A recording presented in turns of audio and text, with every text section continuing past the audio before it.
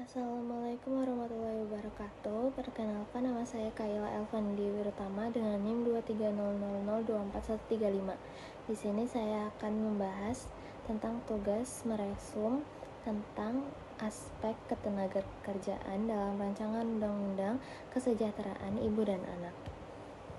Kan kita tahu bahwasannya perempuan itu akan melahirkan dan bagaimana ketentuan atau aturan perusahaan jika wanita itu akan melahirkan.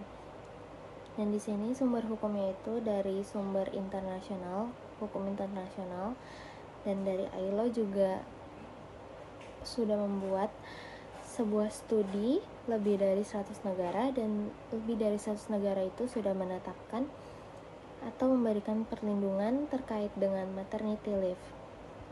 Bagi yang belum tahu, maternity leave itu adalah hak cuti yang diberikan kepada pekerja perempuan untuk istirahat dari pekerjaan sebelum dan setelah melahirkan. Cuti ini bertujuan untuk memberikan waktu pemulihan bagi ibu setelah persalinan serta kesempatan merawat bayi yang baru lahir. Nah, jadi di sini ada aspek ketenagakerjaannya. RUU KIA pasal 4 ayat 2 itu ibu yang bekerja berhak mendapatkan cuti melahirkan paling singkat 6 bulan. Selain cuti melahirkan, ibu juga berhak mendapatkan waktu istirahat selama 1,5 bulan atau sesuai dengan keterangan dokter atau surat dokter kandungan, atau bisa juga dari bidan jika mengalami keguguran. Dan jika ibu mengambil hak cuti melahirkan, ia mendapatkan hak secara penuh 100% untuk 3 bulan pertama dan 75% untuk 3 bulan berikutnya. Dan di pasal 5 ayat 2 menjelaskan tentang hak ibu pekerja terkait upah selama cuti melahirkan. Ibu berhak atas upah penuh untuk 3 bulan pertama dan bulan keempat, serta 75% dari upah untuk bulan kelima dan bulan keenam.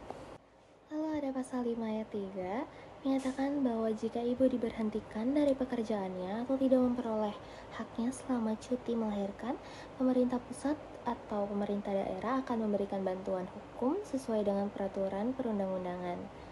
Lalu selanjutnya ada pasal 6.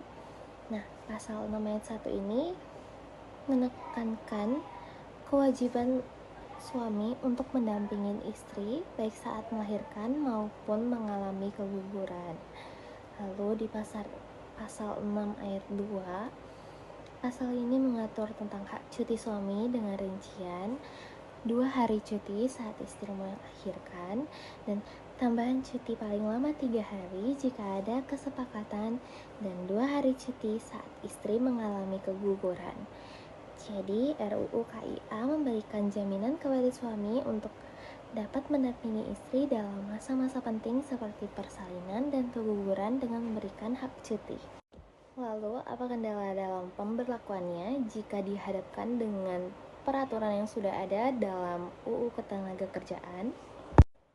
Mungkin posisinya akan tumpang tindih ya, karena di RUU KIA itu kan cuti melahirkannya 6 bulan, sedangkan di UU Ketenagakerjaan itu cuti melahirkannya diatur selama 3 bulan, yaitu 1,5 bulan sebelum dan 1,5 bulan sesudah melahirkan.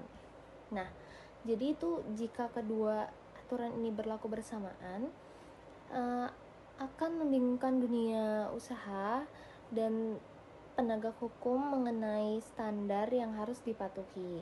Yang kedua, mungkin jika RUU KIA ini disahkan menjadi undang-undang, tetapi tidak ada revisi atau sinkronasi terhadap Undang-Undang Ketenagakerjaan, bisa jadi akan timbul pertanyaan seperti, apakah ketentuan cuti 6 bulan ini otomatis menggantikan aturan di Undang-Undang Ketenagakerjaan atau tidak?